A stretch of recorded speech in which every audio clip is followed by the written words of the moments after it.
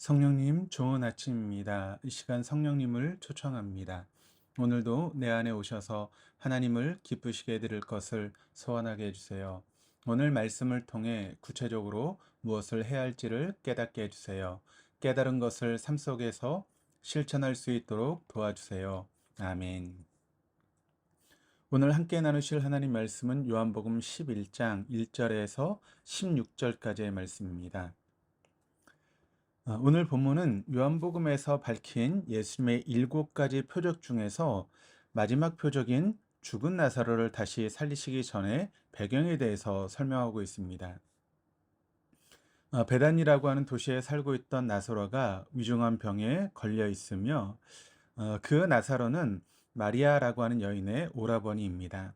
마리아는 예전에 예수님께서 베다니의 나병 환자였던 시몬의 집에서 식사를 하고 있을 때 성인의 300일 품삯에 갇힌 300데나리온이나 되는 값비싼 향유 한 옥합을 가져와 예수님의 머리에 부었던 바로 그 여인입니다. 이 값비싼 향유를 예수님의 머리에 부은 마리아의 행동에 제자들은 아연실색하면서 마리아를 책망하였던 사건이 있었습니다. 예전에 나병에 걸렸던 시몬을 치유해 주신 것을 목격했던 자매는 예수님께 사람을 보냅니다. 어서 오셔서 오라버니의 병을 고쳐주실 것을 간청합니다. 그런데 참으로 의아스러운 일이 벌어지는데 예수님과 이 가족과의 관계는 매우 밀접한 그런 관계였습니다. 그렇다면 사랑하는 나사로가 병에 걸려 죽어가고 있다라고 하는 소식을 들었다면 예수님 한 걸음에 달려 가셔야만 했을 것입니다. 그러나 예수님은 걸음을 서두르지 않습니다. 이 병은 죽을 병이 아니라 예수님의 영광을 위하며 하나님의 아들이 이로 말미암아 영광을 받게 하려 함이다라고 말씀하시면서 오히려 그곳에서 이틀을 더 유하시고 거하십니다. 그 나사로가 죽은 것을 아시고 그제야 내가 깨우러 가야겠다라고 하시며 베다니로 향하셨습니다. 병에 걸려 특히 암과 같은 못쓸 병으로 오늘 본문의 나사로와 같은 상황 가운데 계신 분들이 우리 주변에 있습니다. 병에 걸렸을 때 하나님을 믿지 않는 사람은 당연히 의학적인 방법을 통해 치료하고자 합니다. 그러나 하나님을 믿는 사람은 이와 더불어 오늘 본문처럼 주님께 병으로부터 낫게 해달라고 간구합니다. 그런데 신앙인 중에는 간혹 극단적인 방법을 추구하시는 분들이 있습니다. 즉, 오직 기도만으로 병에서 치유된다라고 주장하시는 분들이 있습니다. 물론, 기도만으로 병이 호전되거나 치유되는 경우도 있습니다. 그렇지만, 기도와 간구만이 병을 치유하는 유일한 방법이라고 주장하는 것에 대해서는 우리가 경계할 필요가 있습니다. 이런 극단적인 신앙은 아주 위험한 신앙이기 때문입니다. 만약 기도하는 것으로 다 병이 치유된다면 우리 주위에 있는 많은 환우들은 기도를 하지 않아서 이런 병이 호전되지 않는 것일까요? 또한 기도했는데 호전되거나 치유되지 않으면 그의 믿음이 약해서일까요? 병에 걸렸을 때 당연히 주님께 기도하는 것도 필요하지만 의학적인 도움이 필요할 때는 당연히 의학적인 방법을 통해서 병을 치료해야 하는 것입니다. 왜냐하면 의학이라는 분야 역시 하나님께서 우리에게 인간에게 주셨던 지혜로 말미암은 결과이고 또 하나님의 간접적인 손길이기 때문에 그렇습니다.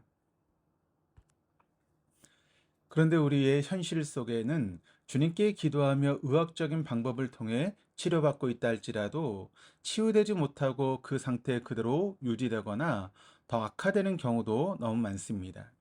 주님께 간구하지만 더 악화되는 경우 그 고통 속에서 낙담하며 좌절하곤 합니다.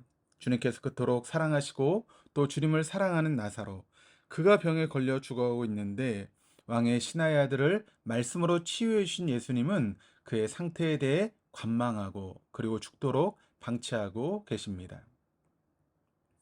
병에 걸려 고통 속에서 서서히 죽어가는 나사로 당사자는 물론 그의 가족들의 아픔과 강구도 전혀 고려하지 않는 예수님의 본문의 행적은 당신은 물론 오늘을 사는 우리들 역시 좀 이해하기가 어렵습니다.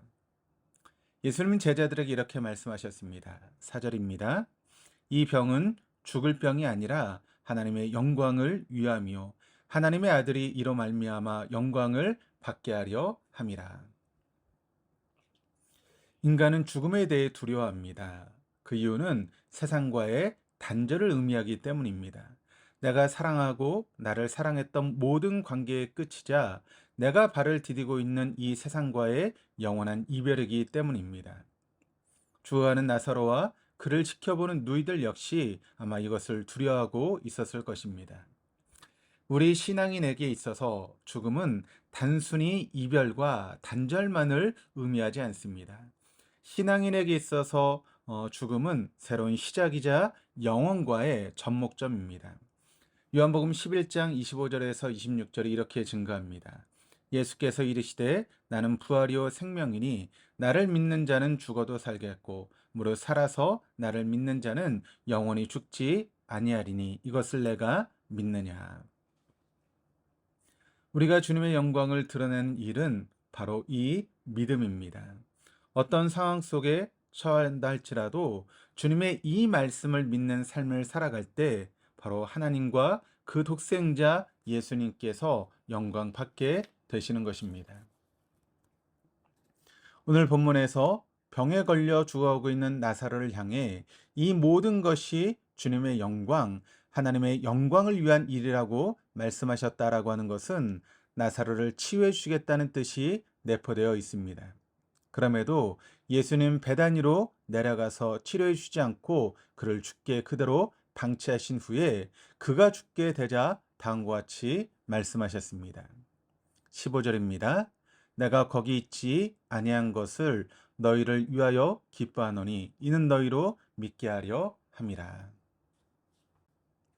즉 나사로를 죽도록 그대로 방치한 것은 지금 예수님과 함께한 제자들로 하여금 당신이 누구이신지를 믿게 하려는 목적이 있었다라고 말씀하시므로 죽은 나사로를 통해 당신의 실체를 밝히겠다라고 선언하십니다. 결국 예수님께서는 죽은 나사로를 다시 살리시는 요한복음의 7번째 표적을 통해서 제자들로 하여금 예수님을 믿게 하셨습니다. 그렇다면 이렇게 예수님께서 다시 살리신 나사로는 영원히 살았을까요? 그렇지 않습니다. 그는 육체적으로 죽었습니다. 그러나 여러분 우리는 믿습니다. 나사로가 육체적으로는 죽었지만 그는 지금 하나님 나라에서 주님과 함께 살고 있으며 다시 부활할 것을 말입니다. 오늘 본문을 통해 환우의 입장에서는 주님께서 치료해 주실 것을 믿고 주님께 기도하며 의료진과 의학적인 방법 중에 분명 주님의 치유의 손길이 함께 하심을 믿어야 할 것입니다. 주님께서는 병든 나를 세상을 향한 복음의 도구로 사용하고 계심을 믿어야 합니다. 사도 바울, 그는 죽은 자도 다시 살렸습니다. 그럼에도 정작 자신은 질병으로 인해 고통 중에 있었습니다. 얼마나 고통스러웠는지 육체의 가시 사단의 사자라고 고백할 정도로 사도 바울에게 고통을 주었습니다. 그래서 그는 주님께 치유해 달라고 3번이나 간구하며 기도했지만 주님께서는 다음과 같이 말씀하셨다라고 증언합니다. 고린도후서 12장 9절 말씀, 내 은혜가 내게 족하도다. 이는 내 능력이 약한 데서 온전하여 짐이라. 이 말씀에 사도 바울은 오히려 기뻐하며 주님께 다음과 같이 고백합니다. 고린도서 12장 9절에서 10절까지 말씀입니다. 그러므로 도리어 크게 기뻐함으로 나의 여러 약한 것들에 대하여 자랑하리니 이는 그리스도의 능력이 내게 머물게 하려 함이라. 그러므로 내가 그리스도를 위하여 약한 것들과 능력과 궁핍과 박해와 공고를 기뻐하노니 이는 내가 약한 그때의 강함이라.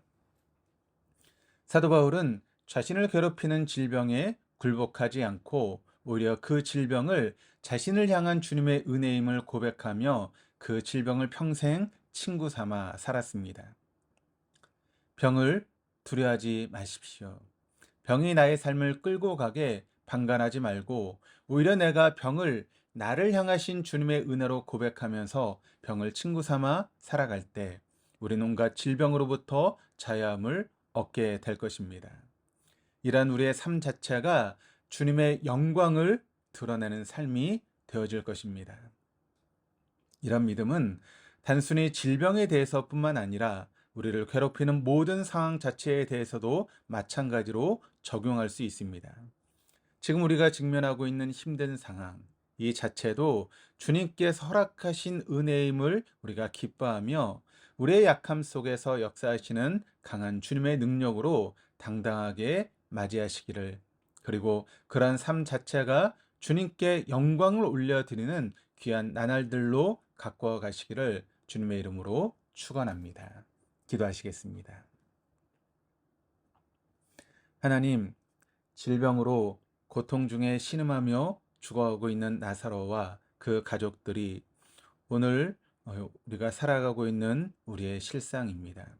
주님의 사랑과 은혜로 말미암아 감히 거룩하신 주님의 자녀가 되었음에도 불구하고 질병과 상황의 노예로 살아왔음을 고백합니다. 주님, 우리를 괴롭히는 질병과 상황 자체가 나약한 우리를 주님의 영광을 전하는 도구로 바로 세워가시려고 하는 주님의 은혜임을 깨닫게 해주셔서 감사합니다. 주님, 많은 환우들이 주님께 간구하고 있습니다.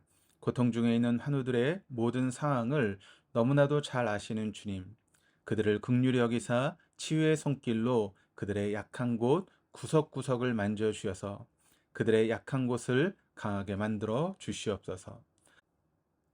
설사 그 고통의 시간이 길어질지라도 고통으로 인해 질병의 노예로 전락하기보다는 주님을 향한 믿음이 더욱더 굳건하게 세워갈 수 있도록 도와주시옵소서.